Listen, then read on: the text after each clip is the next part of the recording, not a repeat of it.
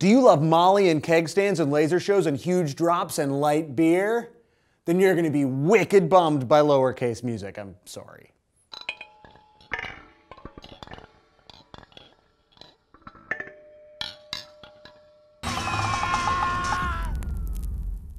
When you've got friends over, picking the right music to set the tone of the evening can be quite stressful. Do you want it to be laid back with Bone Thugs? Maybe high octane with the new Slayer, which rips? Or perhaps you are just looking for a difficult and unsettling night with Steve Roden.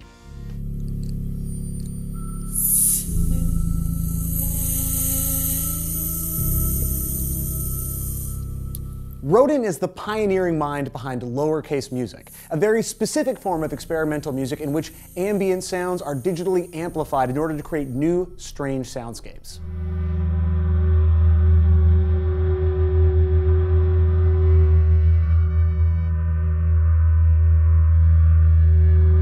The first piece of Lowercase music was called Forms of Paper, 54 minutes of Roden handling books in different ways that was commissioned by the Los Angeles Public Library. Other Lowercase recordings have involved helium balloons bouncing on the ceiling, an anthill, tape hiss.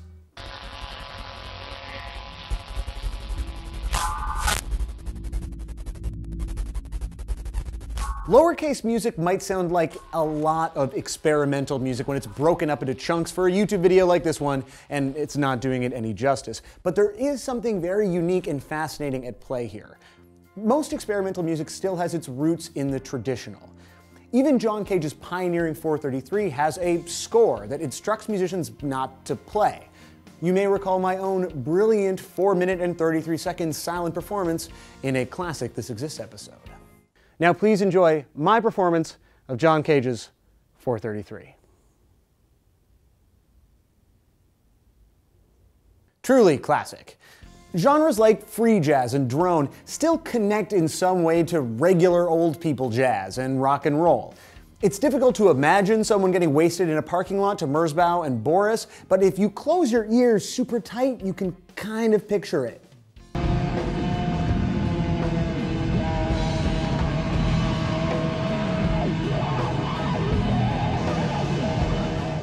But Lowercase music could only exist in this moment. With relatively easy access to high-quality microphones and powerful computers, you can amplify the ambient sounds of public transit and distort it and turn it into something totally new. And that's why Lowercase music so specifically belongs to this moment in electronic music.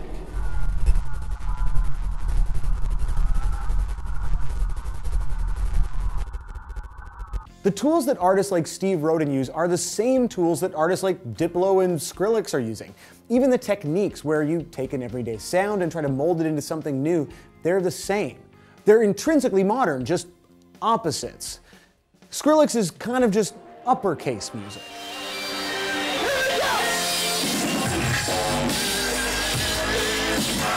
A lot of people might ask, is Lowercase music music? And I'm sure some of you have the same doubts about Skrillex and Diplo. And that is a big question. And so I'm calling in the big guns. Ollie from Philosophy Tube. Hi Sam. The big philosophical question that we're bumping up against here is, what is the definition of music? And it wouldn't be an area of philosophical inquiry if that wasn't a very difficult question to answer. But one of the recurring themes that keeps coming up whenever philosophers attempt to define music is that music is organized sound.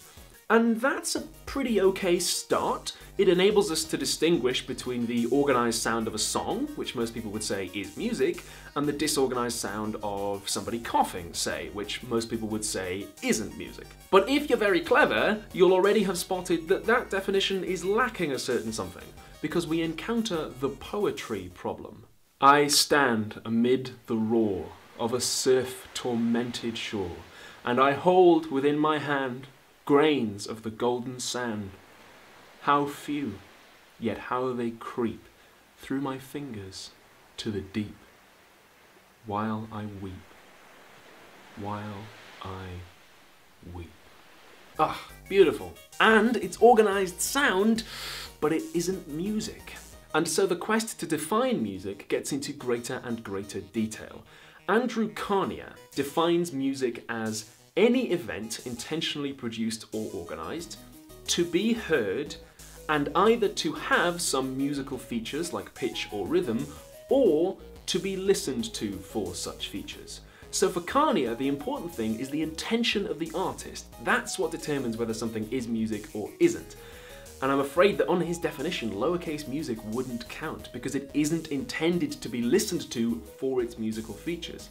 Incidentally, his definition also rules out 433 because that too isn't intended to be listened to for its traditional musical features. He would say that 433, and presumably lowercase music as well, isn't music, it's non-musical sound art. Now, Kanye's definition is not the only one, and I think it could have a big problem, because he never offers a definitive list of what the musical features are. He offers rhythm and pitch as examples, but if we're going to be ruling some things out as not music on the grounds that they lack these traditional musical features, then we're going to need that full list. Which means Kanye is going to need to supply some way of finding out what should be on it, and that could be the sticking point. Because his method of determining what musical features are can't presuppose which pieces we can examine for those features and which pieces we can't. If his method of determining musical features itself presupposes some definition of music, then his definition is going to end up being circular.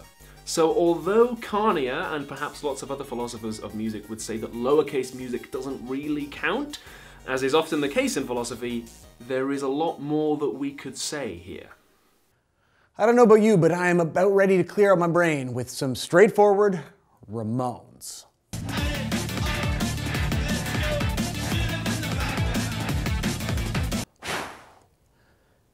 It's just music. What do you think? Is lowercase music just art Skrillex? Is it even music? Let me know what you think in the comments, and definitely head over to PhilosophyTube where Ollie is tackling the big question of what music is. I'm also in his video, and all of his videos are good. I'm not in all of them, but they are all good, so you should definitely subscribe to his channel, and subscribe to this channel for new episodes every week. Be excellent to each other.